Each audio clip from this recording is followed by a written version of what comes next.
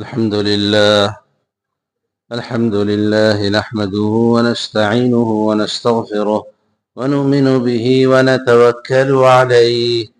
ونعوذ بالله من شرور أنفسنا ومن سيئات أعمالنا من يهده الله فلا مضل له ومن يضلل فلا هادي له وأشهد أن لا إله إلا الله وحده لا شريك له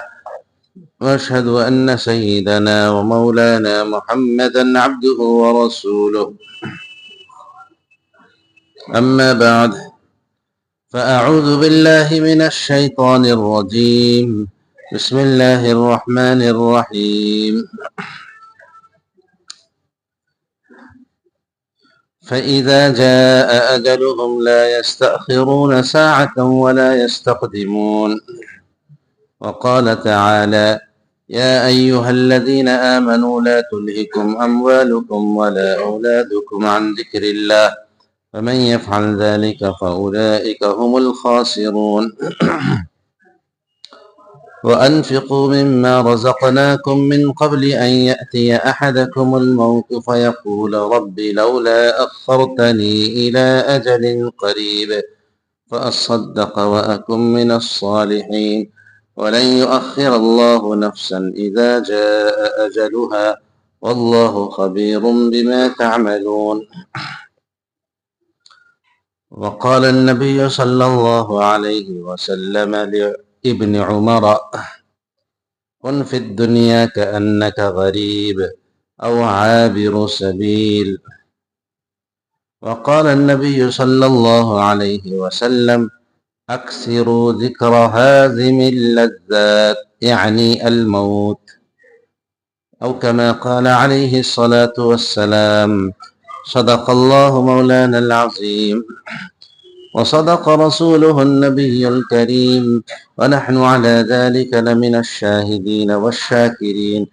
والحمد لله رب العالمين رب اشرح لي صدري ويسر لي أمري واحلل عقدة من لساني يفقه قولي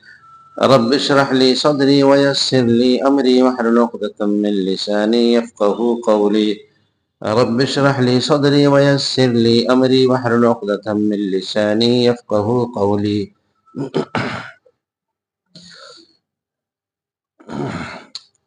زندگی کیا ہے ایک دہکتا ہوا ننھا سا دیا، ایک ہی جھونکا جسے آ کے بجھا دیتا ہے۔ زندگی کیا ہے ایک دہکتا ہوا ننھا سا دیا، ایک ہی جھونکا جسے آ کے بجھا دیتا ہے۔ یا سر مژگاں کا تھرکتا ہوا آنسو، پلک جھپکنا جسے مٹی میں ملا دیتا ہے۔ دنیا اور دنیا کی جتنی چیزیں ہیں، جو کچھ ہمیں نظروں سے دکھائی دیتی ہیں اور جن چیزوں کو ہم اس دنیا میں برت رہے ہیں، لا شک اور لا ریب ہر انسان اس سلسلے میں یقین رکھتا ہے کہ ہر چیز کو زوال ہے اور ہر چیز کو فنا ہے، ہر چیز ختم ہونے والی ہے۔ ایک بیج بویا جاتا ہے، کونپلیں نکلتی ہیں اور اس کے بعد وہ ایک تناور درخت ہوتا ہے۔ پھر اس کا بھی ایک زمانہ آتا ہے کہ وہ درخت بوڑھا ہو جاتا ہے اور بالآخر وہ سوکھ جاتا ہے، ختم ہو جاتا ہے، ہوائیں اسے پلٹ دیتی ہیں، گرا دیتی ہیں۔ ایک بچہ پیدا ہوتا ہے ہمارے سامنے، دھیرے دھیرے وہ بڑا ہوتا ہے، بچپن سے جوانی، جوانی سے بچپن، اور بچپن کے بعد پھر بڑھاپے میں قدم رکھتا ہے اور بالآخر وہ اللہ کے یہاں پہنچ جاتا ہے۔ جو بھی چیز آپ دنیا کی لے لیں، آپ نے کوئی بہت ہی اچھا مکان بنایا لیکن اسے بھی پائیداری حاصل نہیں ہے، 100، 150، 200 سال کے بعد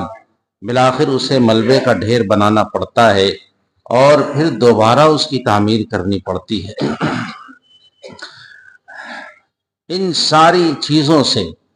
اور دنیا میں جو کچھ ہے، ان چیزوں سے جو بات سمجھ میں آتی ہے وہ یہ ہے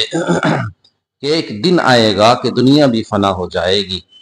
یہ جو سورج اور چاند کی گردش ہے، یہ جو ہواؤں کا چلنا ہے، اور یہ جو سمندروں کی طغیانی ہے، اور یہ جو نہروں کی روانی ہے، اور یہ جو چڑیوں کا چہچہانا ہے اور بلبل کا چہکنا ہے، اور یہ انسانوں کی جو چہل پہل ہے اور ریل پیل ہے، اور یہ بھاگ دوڑ ہے، اور یہ خوشی و مسرت کے ایام ہیں اور خوشی اور غمی کے دن ہیں، اور یہ جو انسان رنگ رلیاں مناتا ہے، عیش و عشرت کی زندگی بسر کرتا ہے، ٹھاٹ باٹ کے انداز سے زندگی گزار رہا ہوتا ہے، ایک وقت آئے گا کہ یہ ساری چیزیں چھوڑ کر کے انسان تنے تنہا چلا جائے گا، جیسے وہ آیا تھا بے یار و مددگار، ایسا آیا تھا کہ وہ خالی ہاتھ تھا، اس کے ہاتھ میں کچھ نہیں تھا، اس کے جسم پر ایک کپڑا بھی نہیں تھا، اخیر وقت میں ایک سفید سی چادر دے کر کے اسے پھر مٹی کے اس گڑھے میں ڈال دیا جائے گا، جو یا تو جنت کا ایک ٹکڑا ہے اور جنت کا ایک باغ ہے، یا پھر جہنم کا ایک گڑھا ہے۔ موت ایک ایسی حقیقت ہے کہ جس سے کسی کو انکار نہیں، کسی نے مال کے ذریعے سے، المال کے زور سے اس موت کو شکست نہیں دی۔ اگر مال کی قوت سے کوئی شکست دے سکتا تو فرعون کو کبھی موت نہیں آتی، اگر حکومت کے ذریعے سے کوئی شکست دے سکتا تو نمرود کو کبھی موت نہیں آتی، مال کے ذریعے سے اور دولت کے ذریعے سے شکست دے سکتا تو قارون کو موت نہیں آتی، عقل کے ذریعے سے اگر کوئی شکست دے سکتا تو ارسطو کو موت نہیں آتی، اور اگر کوئی طاقت کے ذریعے سے شکست دے سکتا تو دارا اور سکندر کو موت نہیں آتی، اور اگر کوئی حکمت اور دانائی کے ذریعے سے موت کو شکست دے سکتا تو لقمان حکیم کو کبھی موت نہیں آتی، اور اگر کوئی رسالت اور نبوت سے شکست دے سکتا تو جناب محمد رسول اللہ صلی اللہ علیہ وسلم کو موت نہیں آتی۔ أَفَإِن مَّاتَ أَوْ قُتِلَ انقلبتم علی اعقابکم، آپ کہیے کہ مجھے بھی مرنا ہے اور تمہیں بھی مرنا ہے، فَإِنَّكَ مَيِّتٌ وَإِنَّهُم مَّيِّتُونَ ثُمَّ إِنَّكُمْ بَعْدَ ذَلِكَ لَمَبْعُوثُونَ، کہ مجھے بھی مرنا ہے اور تمہیں بھی مرنا ہے، اور پھر سب کو اللہ کے سامنے کھڑا کر دیا جائے گا۔ تو موت کی ایک ایسی حقیقت ہے جسے ماننے والے اور نہ ماننے والے، جسے کسی بھی عقیدہ اور نظریے سے تعلق رکھنے والے لوگ ہوں، اسے ہر حال میں تسلیم کرتے ہیں کہ موت ایک حقیقت ہے، اور موت کو کسی نے آج تک شکست نہیں دی ہے۔ یہ وہ حقیقت ہے کہ انسان کو اس کا اعتراف کرنا چاہیے، اور قرآن کریم نے جگہ جگہ اس کو بیان کیا ہے۔ اللہ فرماتے ہیں کل نفس ذائقۃ الموت،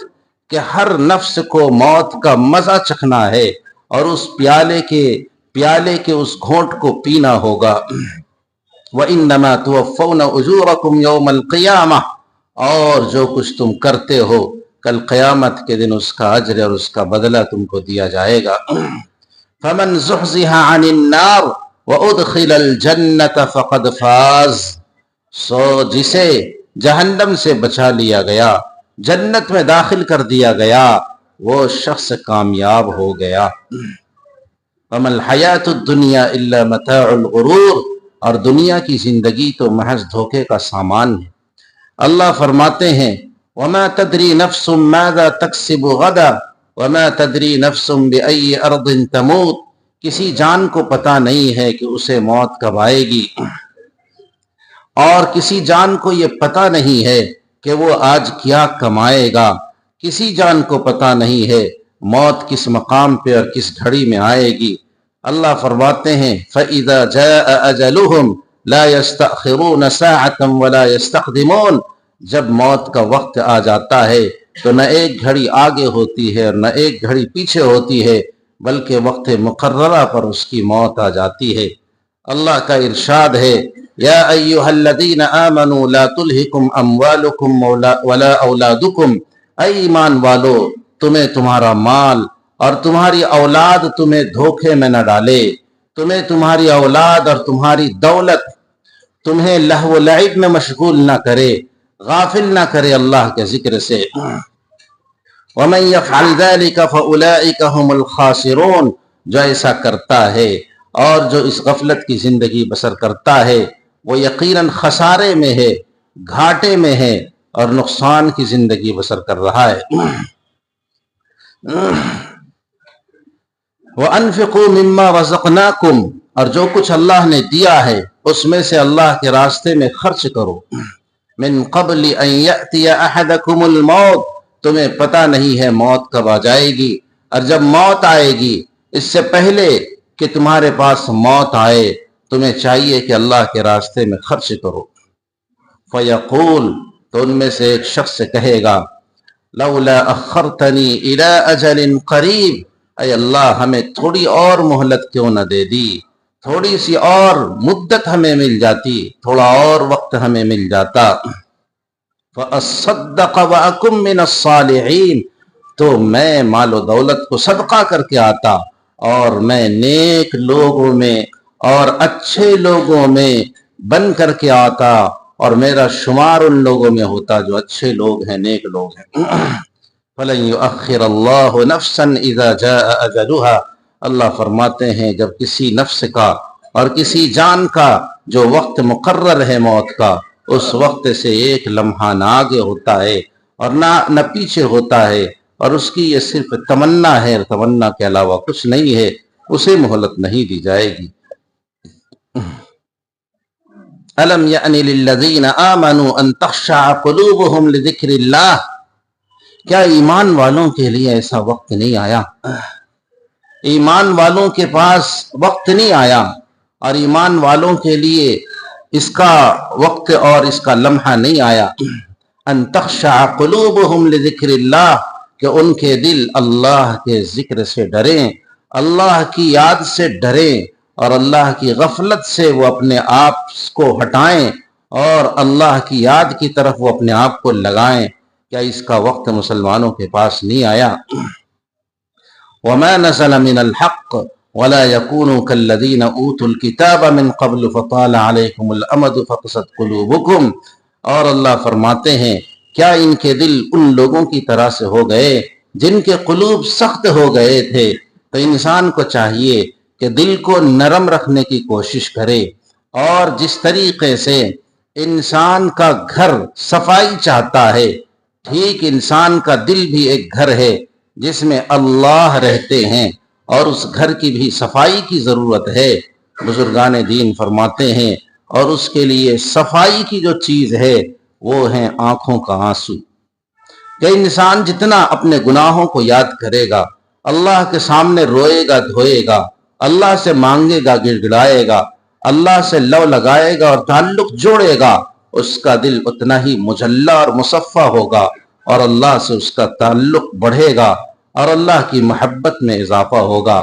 اس لیے انسان جس طرح سے دنیا کے گھر کی صفائی کرتا ہے، اپنے دل کے گھر کی بھی صفائی کرنے کی کوشش کرے، راتوں کو اٹھ کر کے تہجد پڑھے، نمازوں میں روئے، نمازوں کے بعد دعاؤں میں روئے، لمبی دعائیں کر کے اللہ کو منانے کی کوشش کرے، اپنے گناہوں کو یاد کر کے رو کر کے دل کو ہلکا کرنے کی کوشش کرے، کہ یہ تواضع اور عاجزی کی بات ہے، انکساری اور فروتنی کی بات ہے، کہ انسان کے پست اور ذلیل ہونے کی بات ہے اللہ کے سامنے، اور اپنی مسکنت کا، اپنی ذلت کے اظہار کی بات ہے، کہ ان چیزوں سے اللہ کو بڑا پیار آتا ہے، اور پھر اللہ تبارک و تعالی اسے اپنے محبوب بندوں میں شامل فرما لیتے ہیں۔ اللہ کے نبی صلی اللہ علیہ وسلم نے حضرت عبداللہ ابن عمر سے کہا، ان کے کندھے پر ہاتھ رکھا اور فرمایا، ابن عمر سنو، کن فی الدنیا کأنک غریب او عابر سبیل، دنیا میں تم اس طرح زندگی بسر کرو جیسا کہ کوئی مسافر چل رہا ہوتا ہے، جیسا کہ کوئی مسافر ہے، کہ مسافر نے اگر کہیں پڑاؤ ڈالا ہے تو تھوڑی دیر کے لیے پڑاؤ ڈالا ہے، اس نے اس کو اپنی منزل نہیں سمجھی، بلکہ اسے اور بھی آگے سفر کرنا ہے۔ یہ جس طریقے سے مسافر ہلکا پھلکا رہتا ہے اور منزل کو اپنی منزل نہیں سمجھتا ہے، جہاں جانا ہے اسی کو اپنا مقصد سمجھتا ہے، یا تو تم ایسے مسافر کی طرح سے ہو جاؤ، اور یا پھر ایسا شخص بن جاؤ جیسے وہ راستے کو عبور کرتا ہے، چلتا ہے، کہ راستے کو کوئی شخص چل رہا ہوتا ہے، راستے میں چل رہا ہوتا ہے تو وہ اپنے آپ کو ہلکا رکھتا ہے اور کہیں ٹھہرتا نہیں ہے، چلتا رہتا ہے، اس کی نگاہیں ایک طرف کو ہوتی ہیں۔ ٹھیک اسی طریقے سے تم دنیا کی زندگی بسر کرو، دنیا میں اس طریقے سے رہو کہ آخرت تمہارے دھیان میں رہے اور آخرت کی طرف تمہاری توجہ ہو، سارے اعمال آخرت کے لیے ہوں، آخرت کے لیے تم سارے کام کو کر رہے ہو، اللہ کی جواب دہی کے ساتھ تم زندگی گزار رہے ہو۔ تم اس طرح سے اگر تم زندگی گزار سکو تو ایسا ضرور کرو۔ حضرت عبداللہ ابن عمر پھر اپنے طلبہ کو کہتے تھے، اپنے شاگردوں سے کہتے تھے، اذا امسیت فلا تنتظر الصباح، سنو، صبح کرو تو شام کا انتظار نہ کرو۔ صبح کر لیا اگر تم نے تو شام کا انتظار نہ کرو کہ شام ہمیں مل جائے گی، ہو سکتا ہے کہ تمہیں وہ شام نہ ملے اور اللہ کے سامنے تمہیں حاضر ہونا پڑے۔ وَإِذَا أَصْبَحْتَ فَلَا تَنْتَظِرِ الْمَسَاءَ، اور دیکھو اگر تم صبح کر لو تو پھر شام کا انتظار نہ کرو۔ صبح ملی ہے تو شام نہیں ملے گی، شام ملی ہے تو صبح ملنا ضروری نہیں ہے۔ وَخُذْ مِنْ صِحَّتِكَ لِمَرَضِكَ وَمِنْ حَيَاتِكَ لِمَوْتِكَ، اور دیکھو صحت کے زمانے میں کام کر لو، مرض کا انتظار نہ کرو، اور صحت کے زمانے میں جو تم اللہ کے لیے کر سکتے ہو اور مجاہدہ کر سکتے ہو، اپنے آپ کو عمل میں لگا سکتے ہو، تو ایسا نہ ہو کہ مرض آ جائے اور بیماری آ جائے پھر ان اعمال کو تم نہ کر سکو۔ آج انسان سجدہ کر سکتا ہے، کل ہو سکتا ہے کوئی ایسا عذر پیش آ جائے اللہ کے سامنے زمین پر ماتھا نہ ٹیک سکے، اللہ کے حضور صحیح سے سجدہ نہ کر سکے۔ اس سے پہلے تم اس سجدے کی قدر کر لو، اس قوت کی قدردانی کر لو۔ اور فرماتے ہیں وَمِنْ حَيَاتِكَ لِمَوْتِكَ، اور یہ جو زندگی اللہ نے دی ہے، موت سے پہلے پہلے زندگی کو کام میں لا کر کے جہاں تک ہو سکے اللہ کو راضی کرنے کی کوشش کرو۔ اللہ کے نبی نے فرمایا بادروا بالاعمال سبعا، دیکھو 7 چیزوں کے آنے سے پہلے پہلے تم اعمال کر لو۔ 7 چیزوں کے آنے سے پہلے پہلے تمہیں چاہیے کہ سبقت کرو، اعمال میں سبقت کرو، نیکیوں کو کرنے کی کوشش کرو، اپنے اعمال نامے میں ذخیرے جمع کرو، نیکیوں کو جمع کرو، بھلائیوں کو جمع کرو۔ هل تنتظرون الا فقرا منسیا، کیا تم اس بات کا انتظار کر رہے ہو کہ آج تمہارے پاس پیسہ ہے، کل کو ایسا فقر آ جائے، ایسی غریبی تم کو لاحق ہو جائے جو غریبی تم کو پریشان کر دے، بھلا دے، لوگ تمہیں جانے بھی نہیں، تم خود اپنے آپ کو بھلا دو اور پریشان حال ہو جاؤ۔ آج اللہ نے پیسے دیے ہیں تو ان پیسوں کی قدر کر لو۔ او غنن متغین، یا مثلا تم آج فقیر ہو اور آج تمہارے پاس کچھ نہیں ہے، زیادہ کچھ نہیں ہے، زیادہ جھنجٹ اور جھمیلے نہیں ہیں، تم اللہ کی عبادت کر سکتے ہو، اللہ کو راضی کر سکتے ہو۔ ایسا نہ ہو کہ جب پیسے آ جائیں، مالداری ہو جائے، دولت تمہارے پاس آ جائے، اس وقت تم سرکشی پہ اتر آؤ اور اترانے لگو۔ اس سے پہلے تم اللہ کو راضی کرنے کی کوشش کرو۔ او مرضا مفسدا، آج صحت کا زمانہ ہے، کہیں ایسا نہ ہو کہ ایسا مرض لاحق ہو جائے جو جسم و جان کو تباہ کر دے، اور تم جو کچھ کرنا چاہتے ہو، تمہارے دل میں جو تمنائیں ہیں اور جو تمنائیں انگڑائیاں لے رہی ہیں، تم اس تمنا کو پوری کرنے سے قاصر ہو جاؤ، تو صحت کے زمانے کو غنیمت جان کر کے کام کرو۔ او حرما مفندا، یا تمہاری ابھی جوانی کا زمانہ ہے، قوہ مضبوط ہیں اور صحت تمہاری اچھی ہے، ایسا نہ ہو کہ تم بڑھاپے کا انتظار کر رہے ہو کہ بڑھاپے میں تم عمل کر لو گے اور پھر اس بڑھاپے میں تم کام نہ کر سکو۔ او موت مجہزہ، یا پھر یہ کہ تم موت کا انتظار کر رہے ہو، جو موت تیار بیٹھی ہے تمہارے لیے اور تمہیں پتہ نہیں ہے کہ موت کب آئے گی۔ زندگی میں ہی موت سے پہلے پہلے تمہیں چاہیے جو وقت تمہیں ملا ہے اس وقت کی قدر کرو۔ ابھی دجال فشر غائب ينتظر، یا تم کسی دجال کا انتظار کر رہے ہو اور وہ ایسی برائی ہے اور ایسی خرابی ہے جو غائب ہے اور جس کا انتظار کیا جا رہا ہے۔ یا فرمایا اب الساعة فالساعة ادہا وامر، یا تم قیامت کا انتظار کر رہے ہو اور قیامت تو بہت ہی خوفناک اور بہت ہی کڑوی چیز ہے، تو تم کیا ان چیزوں کا انتظار کر رہے ہو؟ جو وقت تمہیں ملا ہے، جو موقع تمہارے ہاتھ میں ہے، جو لمحہ تمہارے لیے ہے، اس کو غنیمت جانتے ہوئے کام میں لگا کر کے اللہ کو راضی کرنے کی کوشش کرو اور موت کی تیاری کرو۔ اللہ کے نبی نے فرمایا اکثر ذکر حازم اللذات، لذتوں کو ختم کر دینے والی جو چیز ہے اس کو کثرت سے یاد کیا کرو، یعنی موت کو تم کثرت سے یاد کیا کرو۔ اللہ کے نبی صلی اللہ علیہ وسلم نے شروع زمانے میں جب نئے مسلمان ہوئے تھے تو اس وقت قبروں کی زیارت سے آپ نے منع فرما دیا تھا کہ ہو نہ ہو کہیں لوگ قبر کے پاس پہنچ کر کے کچھ تعظیمی انداز اختیار کریں گے اور پھر وہ عادت کہیں رہ نہ جائے اور لوگ شرک کی طرف نہ چلے جائیں۔ آپ نے قبروں کی زیارت سے منع فرما دیا تھا۔ پھر اس کے کچھ زمانہ گزرنے کے بعد آپ نے فرمایا كنت نهيتكم عن زيارة القبور فزوروها فإنها تذكر الآخرة، میں نے تمہیں قبروں کی زیارت سے منع کر دیا تھا لیکن اب جایا کرو، اس لیے کہ قبروں کے پاس جانا اور قبرستانوں میں جانا انسان کو موت کی یاد دلاتا ہے۔ لہذا موت کو کثرت سے یاد کرنا چاہیے آدمی کو، اور موت کے تصور سے ہی انسان نیک انسان بن سکتا ہے۔ آپ دیکھیں کہ ہم جن عزیزوں کو، جن رشتہ داروں کو اور جن پڑوسیوں کو ہم دفن کر کے آتے ہیں، وہ جو مخمل پہ سو رہے تھے، وہ جو اچھے بچھونے پر سو رہے تھے، عیش کی زندگی اور ٹھاٹھ کی زندگی بسر کر رہے تھے، جن کا ہنسنا محفل کو گرما دیتا تھا اور جن کی گفتگو سے محفل جھوم جایا کرتی تھی اور جن کے پیسے سے لوگوں کو بڑا نفع ہوا کرتا تھا، اور ایسے لوگ تھے جو ہمارے چہیتے اور محبوب تھے، ہم اپنے ہاتھوں سے ان کو دفن کر کے آتے ہیں۔ یہ قبر ہمارے لیے عبرت کی چیز ہے کہ انسان عبرت کی نگاہ سے دیکھے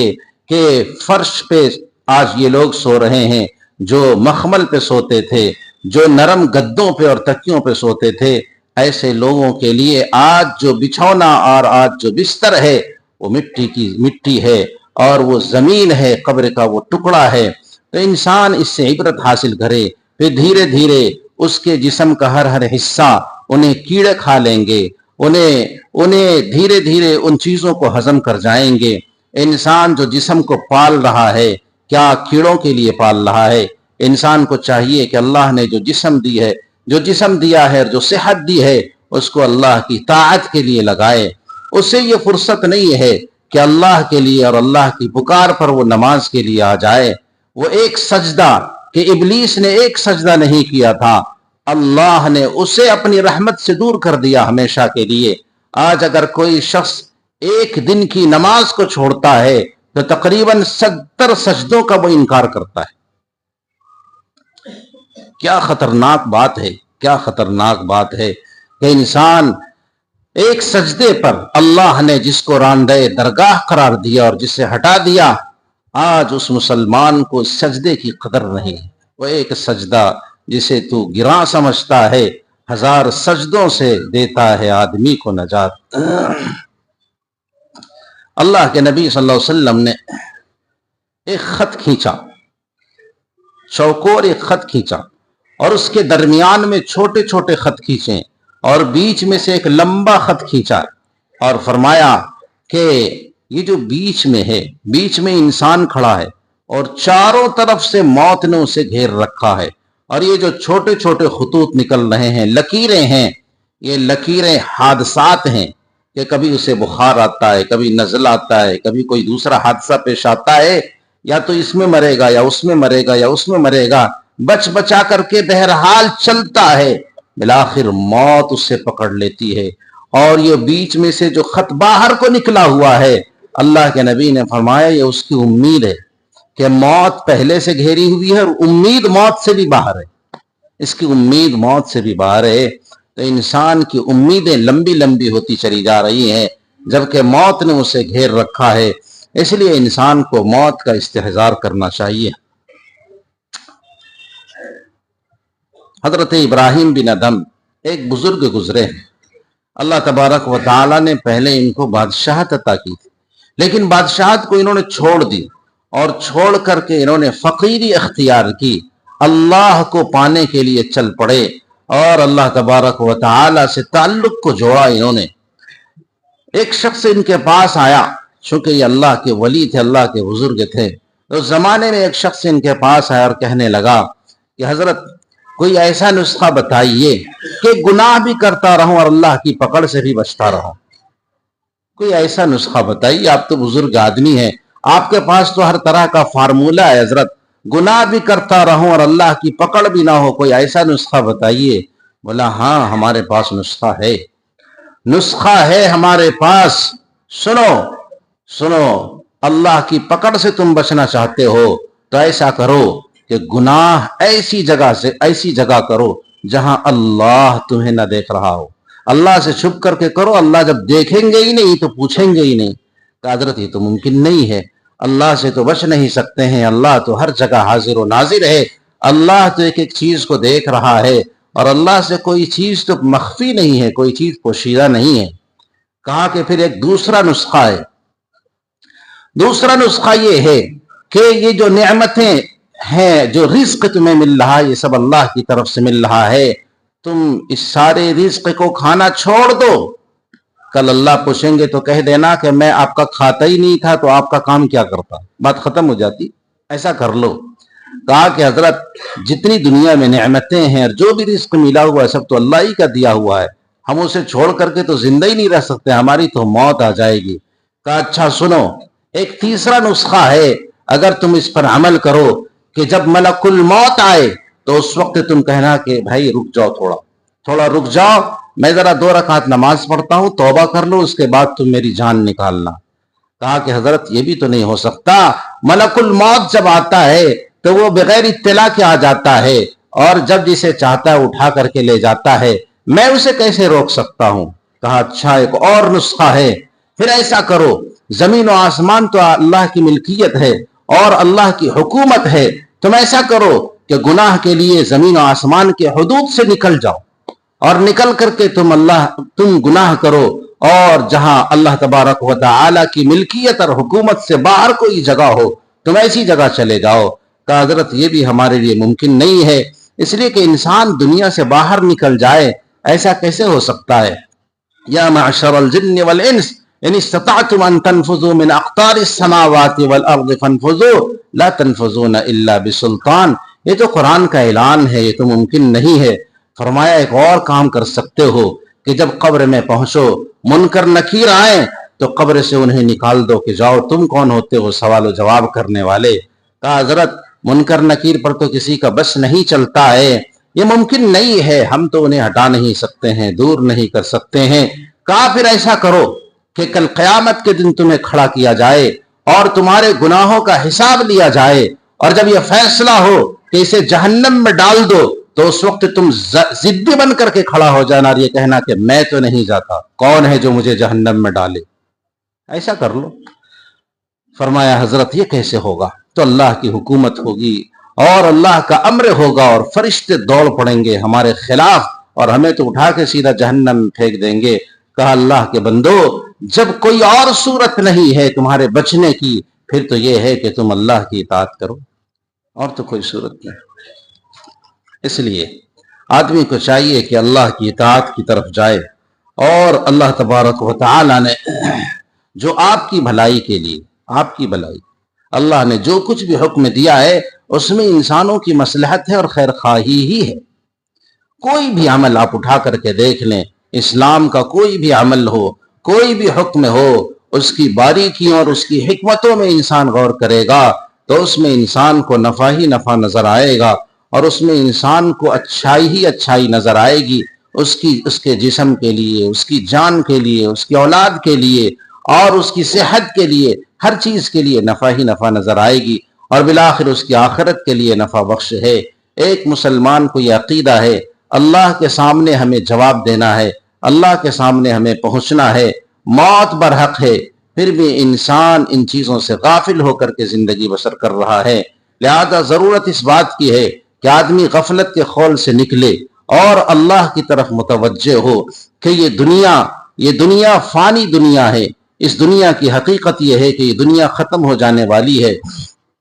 کتنے مالداروں کو اس نے زیر کیا ہے، کتنے حسین ہیں جو دفنائے گئے اور ان کا حسن زائل ہو گیا ہے، اور کتنے جسم والے تھے کہ جن کا جسم ختم ہو گیا ہے، اور کتنے مضبوط ارادے والے تھے کہ قبر نے ان کے مضبوط ارادوں کو اور ان کے قوت ارادی کو ختم کر دیا اور فنا کر دیا ہے۔ کہیں ہمارا بھی یہ حال نہ ہو کہ ہم ایک چیز کی تمنا کر رہے ہیں اور ایک چیز کا ارادہ رکھتے ہیں اور ایک چیز کی ہمیں چاہت ہے اور اس سے پہلے پہلے موت آ جاتی ہے اور ہم اس کام کو نہ کر سکیں۔ موت کا وقت متعین ہے لیکن آپ کو معلوم نہیں ہے، آنے کی ترتیب ہے، جانے کی کوئی ترتیب نہیں ہے۔ پہلے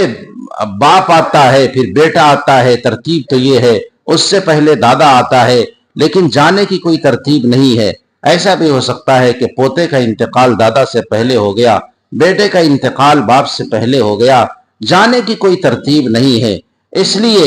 عقل مند انسان وہ ہے، الکیس من دان نفسہ وعمل لما بعد الموت۔ عقل مند انسان وہ ہے کہ جو اپنے آپ کو جھکا کر کے اور اللہ کے سامنے نیچا دکھا کر کے اور اللہ کے سامنے عاجز بندہ بن کر کے زندگی بسر کرے اور آخرت کے لیے عمل کرتا رہے اور دنیا بنانے کے چکر میں زیادہ نہ رہے بلکہ آخرت کے لیے کام کرتا رہے، تو وہ اللہ کے نزدیک سب سے محبوب اور پسندیدہ بندہ ہے۔ اس لیے ضرورت اس بات کی ہے کہ ہر انسان اپنے بارے میں سوچے، غور و فکر کرے۔ بار بار صحابہ کرام رضوان اللہ علیہم اجمعین کو قرآن میں، حدیث میں اس طرح توجہ دلائی گئی، حاسبوا قبل ان تحاسبوا، دیکھو اپنا محاسبہ کرو اس سے پہلے کہ کوئی تم سے حساب لے۔ کہ انسان جب دکان بند کرتا ہے تو اپنا حساب کتاب خود کرتا ہے۔ صبح سے تم نے شام کی ہے، شام کے وقت بستر پہ بیٹھ کر کے اپنا محاسبہ کرو کہ صبح سے لے کر کے ابھی تک ہم نے اللہ کی نافرمانیوں میں سے کیا ہے، اس سے ہم توبہ کریں اور اللہ کی فرما برداری اور نیک اعمال جو ہم سے صادر ہوئے اس پر اللہ کا شکر ادا کریں۔ اس طریقے سے فکر کے ساتھ اور توجہ کے ساتھ اور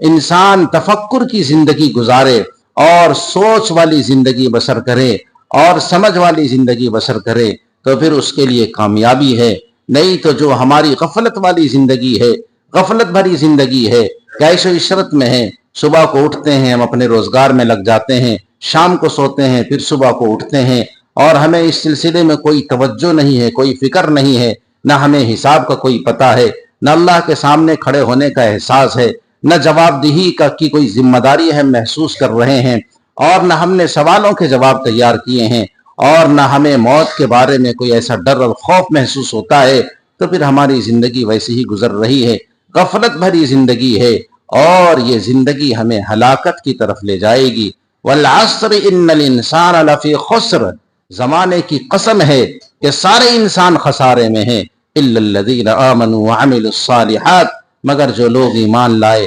نیک اعمال کیے، ایمان لائے اور نیک اعمال کیے۔ ماحول سے انسان ایک اچھا انسان بنتا ہے۔ اچھا انسان جو سلیقے والا ہو، اسے غلط ماحول فراہم کر دو۔ اچھے گھرانے کے بچے غلط اسکولوں میں پہنچتے ہیں اور ایسے کالجوں میں پہنچتے ہیں کہ جہاں پہ فحاشی ہوتی ہے، جہاں عریانیت کا سیلاب ہوتا ہے، تو پھر وہ ماحول اس پر اثر کرتا ہے، وہ بچہ بھی ایسا ہی ہو جاتا ہے۔ جو انسان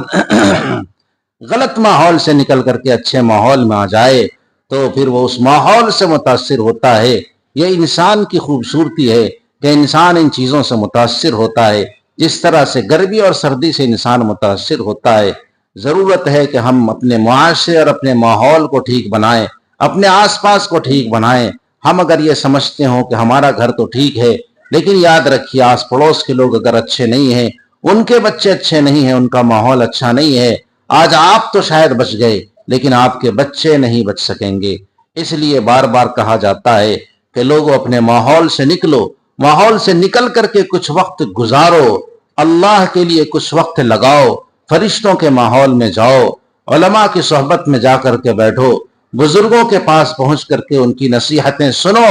اور کچھ وقت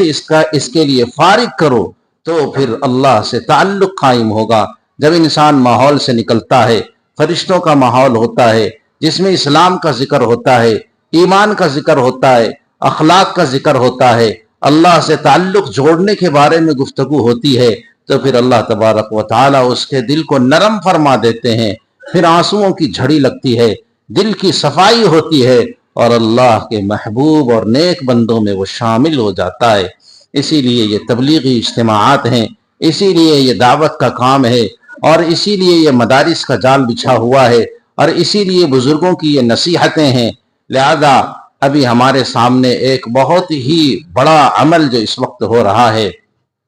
اور بہت ہی خیر کا کام جو اس وقت جاری ہے، وہ یہ ہے کہ ہمارے یہاں ایک بڑا اجتماع ہو رہا ہے الحمدللہ، جس میں ملکوں سے لوگ آئے ہوئے ہیں، صوبوں سے لوگ آئے ہوئے ہیں، پورے ہندوستان سے لوگ آئے ہوئے ہیں۔ سب جانتے ہیں، جن کے جیسے تعلقات ہیں اپنے طور پر جانتے ہیں کہ بہار سے لوگ بسیں بھر بھر کر کے آ رہے ہیں، دوسرے صوبوں سے بھی لوگ بسیں بھر بھر کر کے آ رہے ہیں۔ ہمارے لیے بڑی محرومی کی بات ہوگی کہ ہم اتنے قریب میں رہ کر کے ہم اپنی مصروفیتوں سے فارغ نہ ہو سکے، اپنے آپ کو تھوڑے وقت کے لیے فارغ نہ کر سکے، اپنی جان کو اور اپنے جسم کو اور اپنے نفس کو ایسا ماحول نہ دے سکے جو نورانیت کا ماحول ہے، جو روحانی ماحول ہے، جو فرشتوں کا ماحول ہے، جہاں سراسر ایثار اور جذبے والا ماحول ہے۔ ایسے ماحول میں اپنے آپ کو تھوڑی دیر کے لیے نہ لے گیا، ایک دو دن کے لیے نہ لے گیا، تو اس سے بڑی محرومی میں سمجھتا ہوں اور کچھ نہیں ہو سکتی۔ اس لیے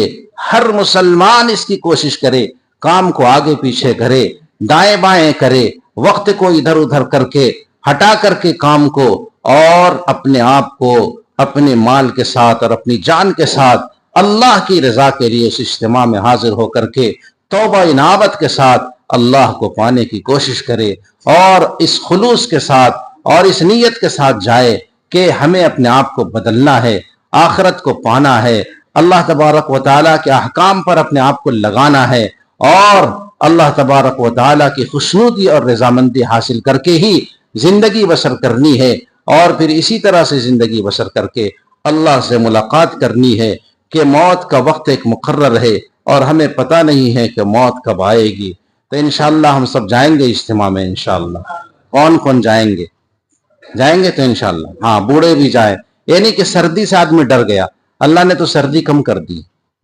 اور اجتماع گاہ میں وہ ایک روحانیت اور ایک پرکیف منظر ہوگا کہ انسان جب اس جمع غفیر کو دیکھتا ہے کہ سب اللہ کی طرف رجوع ہیں اور سب ایک حال میں ہیں، تو پھر انسان کے اندر ایک جذبہ جاگتا ہے، اور ایک امنگ پیدا ہوتی ہے، اور ایک جوش پیدا ہوتا ہے، اس سے ساری چیزیں ختم ہو جاتی ہے۔ نہ آپ کو سردی لگے گی، نہ آپ کو کسی طرح کی پریشانی ہوگی اور کلفت ہوگی، بلکہ ایک روحانی سکون انسان کو محسوس ہوگا، دلی اعتبار سے ایک مسرت محسوس ہوگی، اور کچھ لے کر کے انسان لوٹے گا۔ اس لیے ہر بھائی سے، ہر بڑے سے اور ہر چھوٹے سے اس کی گزارش ہے کہ آپ حضرات اپنے آپ کو بنفس نفیس وہاں حاضر کرنے کی کوشش کریں۔ یہ نہیں کہ ہماری طرف سے تو میرا بیٹا چلا جا رہا ہے، میرا چچا چلا جا رہا ہے۔ ارے بھائی، اپنے آپ کو بنانا ہے، اپنا حساب خود دینا ہے، اللہ کے سامنے ہمیں جواب دینا ہے، ہم کو بنانا ہے اپنے آپ کو، ہم اپنے نفس کو اور اپنی جان کو اللہ کے سامنے دکھائیں گے۔ دل کی کیفیت اللہ میری دیکھیں گے، میرے بچے کی کیفیت دل کی بنی تو میرا کیا کام آئے گا، بیوی کی بنی تو میرا کیا کام آئے گا۔ اصل تو یہ ہے کہ آپ کی کیفیت بنی یا نہ بنی، یعلم خائنۃ الاعین وما تخفی الصدور، اللہ دلوں کے حال سے پورے طور پر باخبر ہے۔ اس لیے آپ اپنے طور پر کوشش کریں۔ آج بھی موقع ہے، جمعہ کے بعد بھی آپ حضرات جائیں، کل بھی موقع ہے کہ آپ حضرات تشریف لے جائیں، اتوار کو جانا آپ کے لیے دشوار ہوگا، اس لیے کوشش کریں۔ یہ نہیں کہ صرف دعا میں چلے گئے، دعا میں شریک ہو گئے، ٹھیک ہے وہ بھی، لیکن یہ ایک ادنا درجے کی بات ہوئی کہ آپ گئے بھی وہاں تو دنیا کے لیے گئے کہ کچھ دعا کے ذریعے سے مل جائے، ذرا پیسہ کم ہو گیا ہے یا ادھر ادھر کی پریشانی ہے، تو چلیں ذرا اتنا بڑا مجمع ہے، کوئی اللہ کا بندہ ہوگا قبولیت والا تو اس کی دعا میں شریک ہو جائیں گے تو اللہ ہماری بھی سن لیں گے۔ یہ تو میں سمجھتا ہوں کہ اپنی غرض کے لیے جانا ہوا، اپنی اصلاح کے لیے آپ نہیں گئے۔ وہاں آپ جائیں، وہاں کے معمولات میں شریک ہوں، وہاں کے ماحول کو دیکھیں، وہاں جو کچھ بیان ہو رہا ہے، اللہ والے بول رہے ہیں، ان کی گفتگو کو آپ سنیں، قرآن و سنت کی روشنی میں ان کی گفتگو سے آپ اخذ کریں اور عمل کی نیت سے جائیں اور اپنے آپ کو بدلنے کی کوشش کی نیت سے جائیں۔ اللہ تبارک و تعالی ہم سب کا جانا مبارک فرمائے، اور وہاں کے اجتماع کو اللہ تبارک و تعالی کامیاب و کامران فرمائے، ظاہری اور باطنی اعتبار سے مالا مال فرمائے۔ وآخر دعوانا الحمد للہ رب العالمین۔